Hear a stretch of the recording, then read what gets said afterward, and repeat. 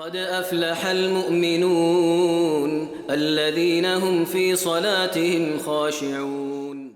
Assalamu alaikum, peace be upon you. We're now ready to begin the salah. Our hands are by our sides, our gaze is lowered, our heart is focused and tranquil. And the first thing that we do is, of course, we raise our hands up into this position. The palms facing forward, approximately in line with our ears, just above our shoulders. Now, my aim is not to get technical or specific about exactly where the hands should be. My aim is to think with you about what is the purpose of this demonstration or this action, if you like, in the first place. What am I actually doing or showing or symbolizing by raising my hands up in this particular way? Now, various people have their opinions about what it is that's happening here. But the most common understanding of this particular position or this movement is the fact that raising the hands in this way indicates something of a respectful salute and a submission before our Lord. And this is actually really important because remember, the purpose of what we're trying to do here is to infuse all of the actions and the movements, the positions, the words with meaning and substance. It's not just a random flap from up to down. We have to think about the fact that we could, of course, in theory, the salah could have started with just folding the hands and beginning. The fact that we raise our hands in this particular way is significant. But for many of us, we don't actually think about what it is that we are intending. One of the examples that I like to give, a contemporary example, is picture the scene. Criminals are robbing a bank. Someone calls the police. Police come onto the scene. They come with their weapons, and what's their first call, if you like, to the criminals? Hands up. And straight away, if they're compliant, the hands goes up. Why do the hands go up? The hands going up in this particular way, it's almost an identical gesture, indicates I have nothing. I pose no threat, if you like, in that particular example.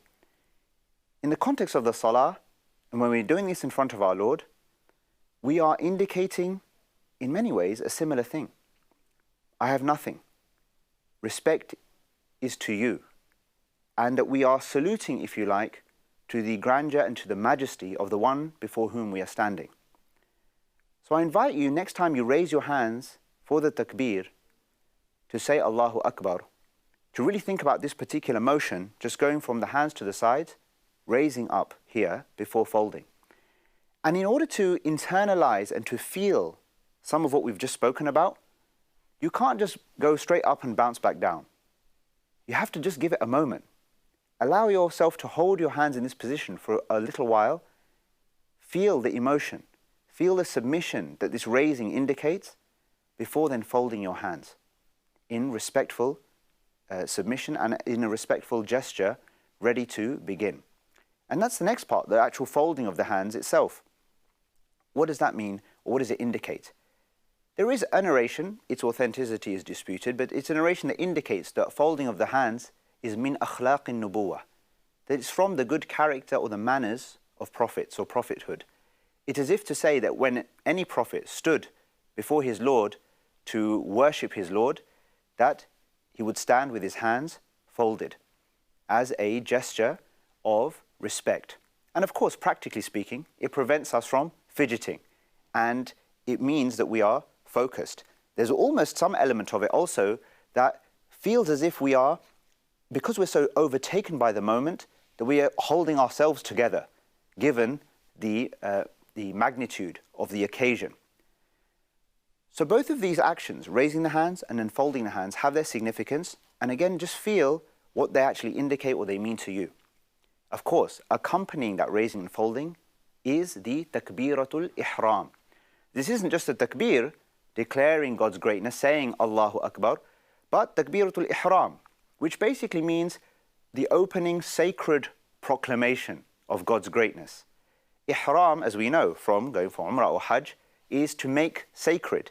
It is to be in a state where, if you like, certain things become haram. You're entering into a sacred space. Now I'm not talking to anybody else. I'm not eating food or drinking drink. And actually, the indication is that even from a psychological perspective or emotional perspective, I'm really focused on this particular event or this happening, and I'm not distracted by anything else.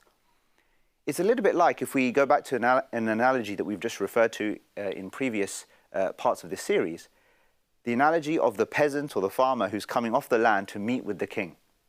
And he comes disheveled, dusty, cleans himself up, gets himself in order, washes himself outside, if you like, gets in order, and then at any time that he wishes can open the doors to the palace or to the court before presenting himself to His Majesty, to the king. And it's almost that pushing open of the doors, if you like, is when we're starting, we're raising our hands, folding our hands, and declaring the greatness of the king. Allahu Akbar. It's such a significant phrase. It's a phrase that symbolizes or captures everything that we believe. And so say it with a power, say it with meaning, and try to align what those words mean to you with a symbolic and a meaningful, purposeful gesture with your hands. Because what we want to avoid is a movement of the hands which is devoid of meaning, and a statement, Allahu Akbar, which we're not actually registering what it is that we're saying. That God is greater, He is the greatest, and He's greater than absolutely anything and everything that I can think of.